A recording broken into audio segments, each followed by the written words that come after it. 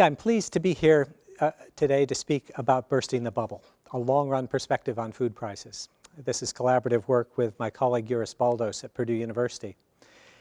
And we're particularly interested in what's been happening the last decade to food prices. You can see a very strong increase in U.S. corn prices since 2005. And this has led a number of international institutions to declare that we're in a new normal. The World Bank suggests high and volatile food prices have become the new normal. FAO notes that the long-term trend in declining food prices has been reversed. Is this a new trend or is it a bubble? That's the essence of this talk, and to assess this I need to look at the long-run drivers behind the demand and the supply for food worldwide. The most important driver historically has been population growth. Population will continue to grow throughout this century. However, you can see from this figure that the decadal increments to population are declining already. Between 2000 and 2050, the increment, the number of people added each decade to global population, is being cut in half. This means less pressure on the world food system. The pattern of population growth is also changing. Historically, rich countries and poor countries alike have had fairly significant population growth. In the future, almost all the population growth, as you can see from this diagram, will be in the poorest countries, particularly Africa, the fastest growing continent in terms of population. The economic weight of individuals in Africa is much less than an individual, say, in California or in Germany. Their consumption level is less. Adding a person there is less impactful. As a result, population is likely to be a less important driver in the future. On the other hand, income growth is likely to be more important. Why? Because we've seen record growth in per capita income in some of the poorest countries of the world. Africa is just coming off a very strong decade of growth. And as poor households in poor countries acquire more income, their consumption pattern changes. They consume more food and also different food. And that different food, in particular livestock products, sugar, edible oils, puts more pressure on the global food system.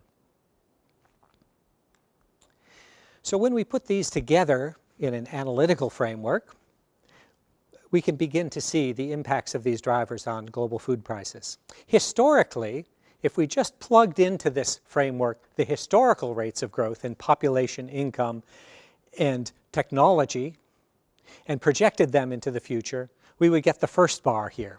And we get a 25% crop price decline, which is what we saw in the previous 45 years.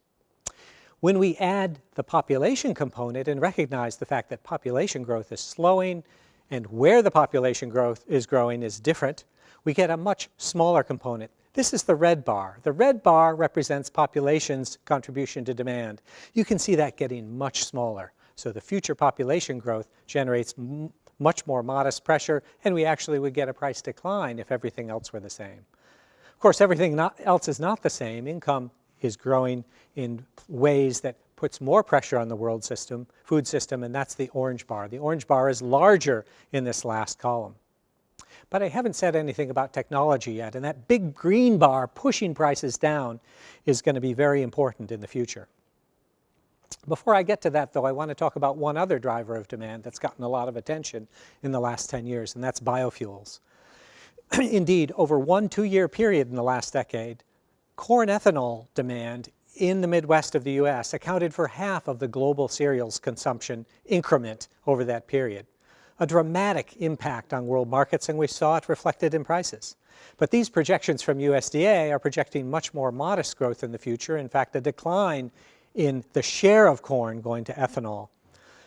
And this reflects subsidies and mandates being rolled back and slower growth in oil prices. So when we add the biofuels impact, while it's important, it only adds a small increment to prices here. So now it's time to consider the green bar, technology, that force which is pressing prices downward through improved yields, improved productivity. The FAO estimates that over the last 50 years, while crop output has tripled, only a small portion of that has come from increased area expansion. The rest has come from higher yields and higher cropping intensity. It's a remarkable record. But yield growth has been slowing recently, And this has raised concerns about the scope for feeding the world, and climate change has added to that. Here I've excerpted some quotes from the recent IPCC Working Group 2 report on impacts and vulnerability of climate change. And you can see that they summarize, for example, negative impacts on yields worldwide become likely in the 2030s. I've cut this off at 2050 because that's my time horizon for these projections. And you can see it's still mixed out to that time frame. However, as one moves further out in the century, the impacts are larger and also quite more uncertain. I'm going to stick with the 2050 projections here. As a result, the climate contribution will be less significant than it would be later in the century. Now, what's possible in the future also depends on R&D investments. And interestingly enough, with this increase in global food prices, technology or investment in R&D has responded. In particular, China, India, and Brazil have really ramped up expenditures. The private sector has also increased expenditures in R&D over this period. If this is sustained, it bodes well for the future, because it's the investments today that will yield payoffs in 2020, 2030, 2040 in terms of productivity growth. So we factor this into the future. We have a slower productivity growth than historically, but nonetheless enough to depress crop prices by about 7%. But we also recognize that there's a lot of uncertainty here. If we take the slowest period of the historical one, prices rise. If the fastest technology progress, prices decline. So there's a lot of uncertainty. How do we deal with that? There's a great quote from Yogi Berra saying it's very difficult to forecast, especially the future. And we're certainly in that game here. It's very difficult to know how these underlying drivers will evolve, especially the technology. So what we've done is we've simulated this model many, many times, each time allowing a different outcome. Could be low population, high population. We also vary the economic response to those outcomes. And as a result, we find that admitting everyone's opinion in some sense as a possible outcome, 80% of these outcomes show a price decline. The balance of the evidence certainly points towards a price decline. This all reminds me of something called the scarcity syndrome. There was a well-known author, whom I'll reveal in a moment, who suggested that pessimism has arisen about the ability of the Earth to feed its people, burgeoning population growth, doubts about the adequacy of the resource base, worries about weather in the future. This was written in 1981. And it was written by a former colleague at Purdue University, Don Paarlberg. He wrote this at a time in the wake of a similar food price spike, and that was following the 1970s.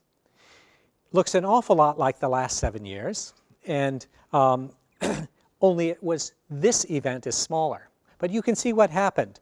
The world responded to these high prices, and in the wake of increased supply and improved technology, prices declined. And it's for this reason that I conclude that this has indeed been a food price bubble, and I'm hereby bursting it with this long-run perspective. Thank you.